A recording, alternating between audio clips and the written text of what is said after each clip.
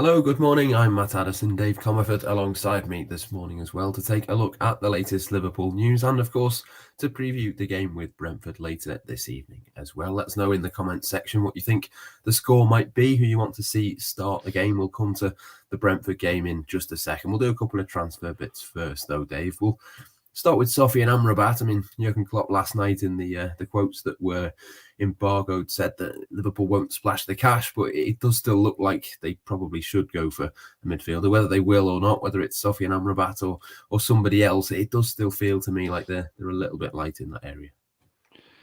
Yeah, 100%. And, I think one of the questions around Amrabat is, he would be a backup to Fabinho in terms of his profile.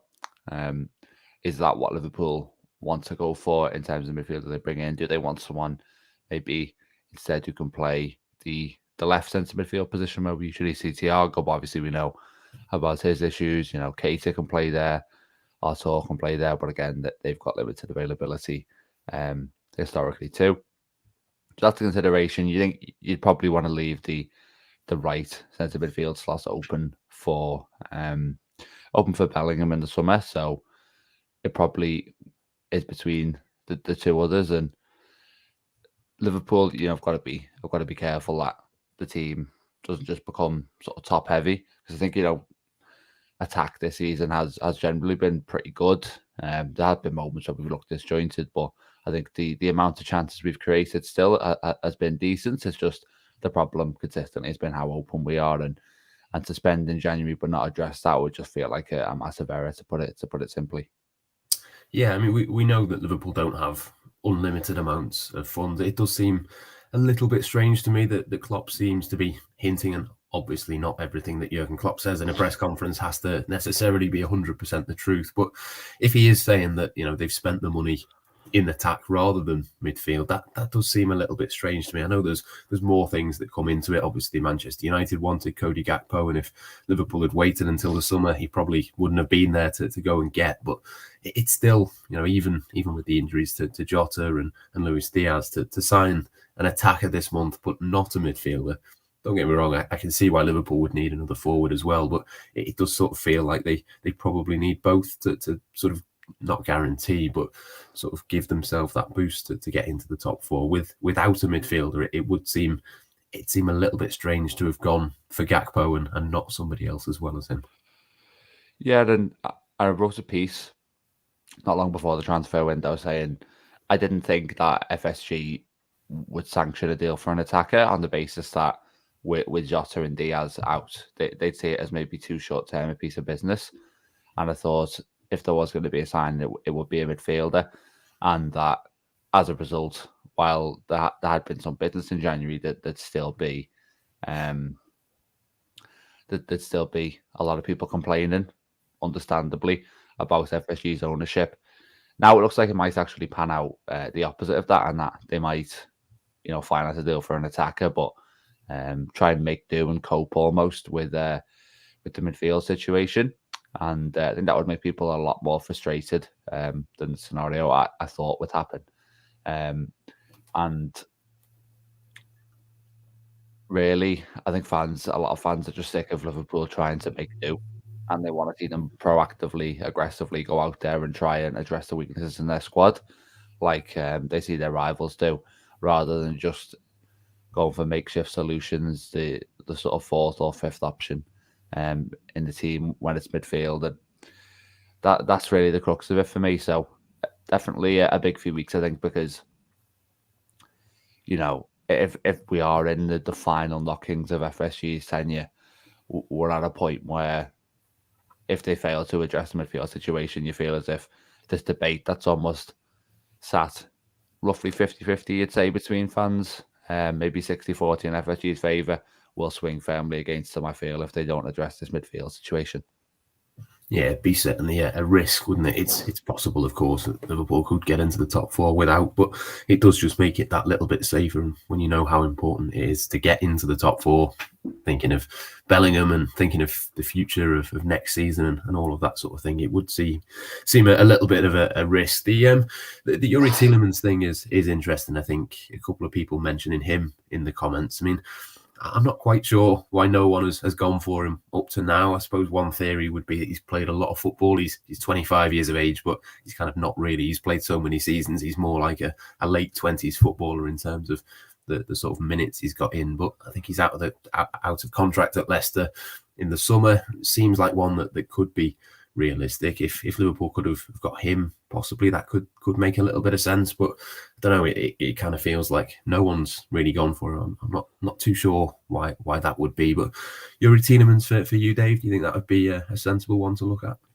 I wouldn't mind it, certainly. I think there's a lot of benefits to getting him, but also maybe a few kind of problems you'd flag up as well. You know, it's not a perfect signing, but like you say, he is someone who's at least proven at Premier League level, and when he's at his best, he does look like someone who should be playing for one of those big six sides.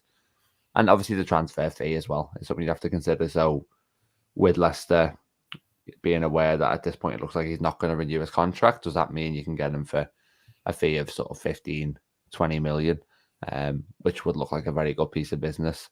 But I'm almost with you, Matt, in the sense that I'm wondering why nothing's happened up to this point.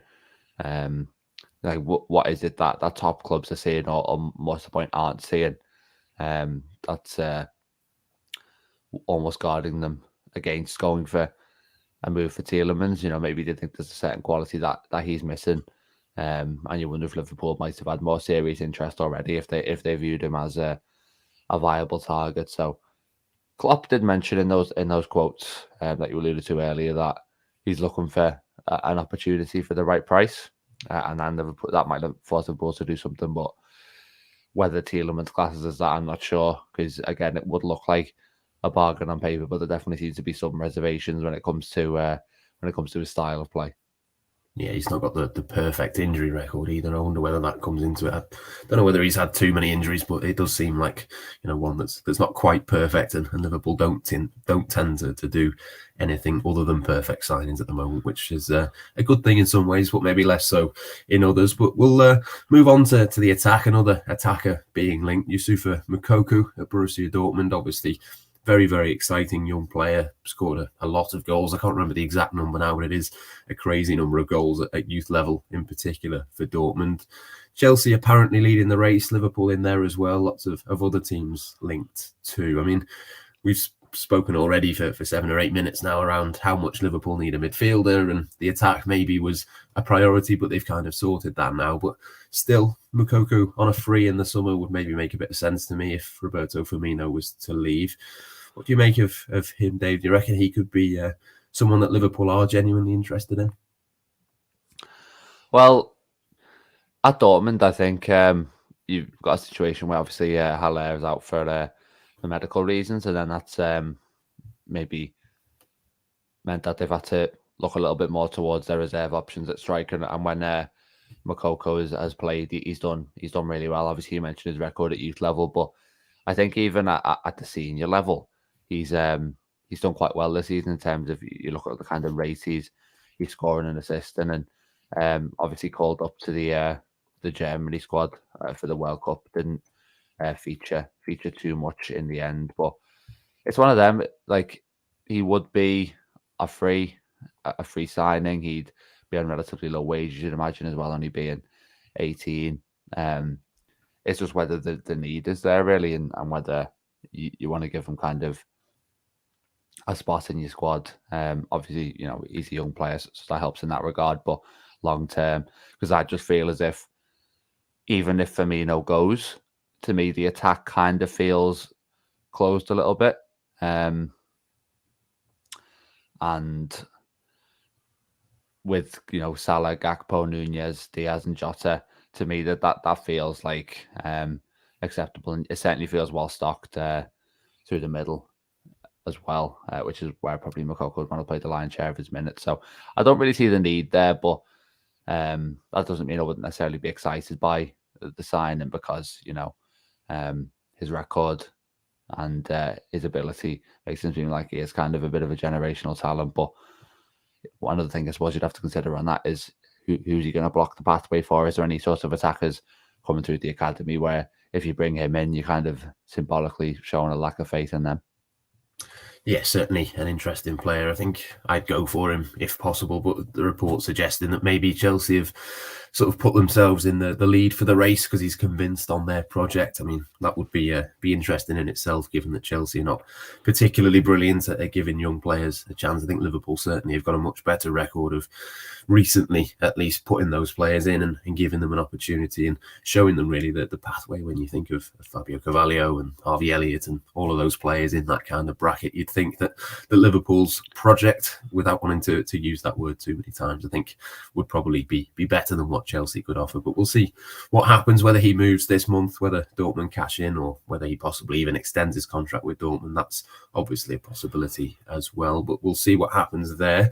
Let's move on to Brentford then. Obviously the game this evening, the big thing for Liverpool today beyond transfers. And I suppose the question to start with is how many changes from Leicester? It wasn't a good performance. It's only been 3 days since then. Do you reckon there'll be a couple of changes within that lineup just to freshen things up?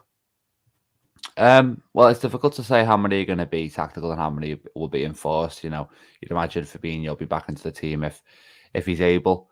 And, the question then is, are the likes of Robertson and Elliott going to be ready? Klopp seems to be optimistic on those injuries the other night, but we'll see if they're ready to start here. Obviously, there's a possibility we might see Tsimikas come into the side. And if Fabinho's back, then you imagine Henderson will take up the role on the right of the midfield where Elliott's been playing. Correct me if I'm wrong on this, Matt, but we still aren't 100% sure on Gakpo's availability. You'd probably lean towards him not being available based on Klopp being a little bit pessimistic. So hopefully Firmino's back. And then that raises the question of, do you move Nunez out to the left-hand side? You probably do, even though it's not the ideal solution. I think he's looked a little bit better there than Oxlade-Chamberlain and Carvalho on balance. So yeah, a few sort of question marks around that. I am apprehensive about the game in the sense that, like you said, Leicester wasn't a great performance, and I also think Liverpool have been, whilst their form recently has been quite good, kind of over the short term and the medium term, there's been a lot of games where it's felt like we've been quite lucky, and at a certain point that is going to catch up with you if you don't improve. And we've seen that some of the results that Brentford have pulled out recently. So, yeah, based on that, a little bit concerned. Obviously, how we saw what happened there last season too. So, I don't think Liverpool are going to be able to get away with one going to Brentford. I think they need to be, as much as it is a cliche, they need to be ready for a real fight. Yeah, they're going to have to battle and be a lot better than what they were on Friday night. That is for sure. Like you say, we're not quite sure on Cody Gakpo yet. I think the forms had to be submitted by 12 o'clock. So even if he's possibly not been signed up to Liverpool yet, it could still happen. We don't know quite what is going to happen there. But Jurgen Klopp did explain that even if he was signed off today, it would only be then that he's allowed to train with his teammates. So he's not actually been part of a training session or anything like that. So I'd be very, very surprised if he was to start the game. Possibly won't even be on the bench, but possibly might get a few minutes if possible. I'm sure we'll see him next week anyway against Wolves in the FA Cup. And a couple of other players back as well. Curtis Jones, I think, is back in contention. James Milner back, possibly Roberto Firmino as well. Again, I'd probably imagine that all of those, maybe with the exception of Firmino, if he's fit enough to start, possibly might do. But the others, I'm sure they'll play a little bit safer with. And for Brentford as well, Ivan Toney, I think he went off on a stretcher last week, but it looks like he could be back as well. I suppose the game would be a lot easier for Liverpool if he wasn't there, but even with him there, Dave, you'd imagine that they should be able to go there and put in a performance and get a result, albeit they played a lot better, generally speaking, last season and didn't manage to win there then either. No, I wish Liverpool got the same kind of good news with injuries that Brentford got. It always seems to be us wondering, is this injury not going to be as bad as feared? And then for us, it always is. And Brentford obviously have got a really positive update here. But yeah, Toney one of the top scorers in the Premier League this season, in brilliant form. Obviously bullied us last season, and I think that leads itself into another bit selection dilemma, really, in terms of Matip or Canate, because we saw one of Matip's probably most difficult evenings in this game last year, because he was physically bullied, basically. Maybe Canate less likely to suffer that kind of fate. So another consideration for Klopp. And absolutely, Liverpool should win the game. But it's like I said earlier, it's all going to come down to whether they can deliver an improved performance, because they're not going to be able to ride their luck as they did against Leicester. And really now this is the fourth game we will have played since the restart, and you're looking now to really start to see signs of genuine improvement if this team is going to, I suppose, handle themselves well in the top 4 race, because we're well off the back now of the World Cup break, and there hasn't been, I would say, too much reassurance so far, despite the fact we picked up a couple of victories. So you need to start seeing the improvements, and this would be, if Liverpool can deliver a win and a performance here, it would feel like something of a statement, I think. Yeah, absolutely. Not least after what happened yesterday with Chelsea only managing to draw, Tottenham losing as well. If Liverpool were to drop points as well, it'd feel like a bit of a missed opportunity. But we'll leave it there, I think, for this morning. Make sure you check out all of the build-up to the game across Liverpool.com. All the best reaction to come there later on as well. We'll have the debrief for you post-Brentford on the Blood Red YouTube channel, Jurgen Klopp's reaction as well. For now, though, that's all. We'll see you later.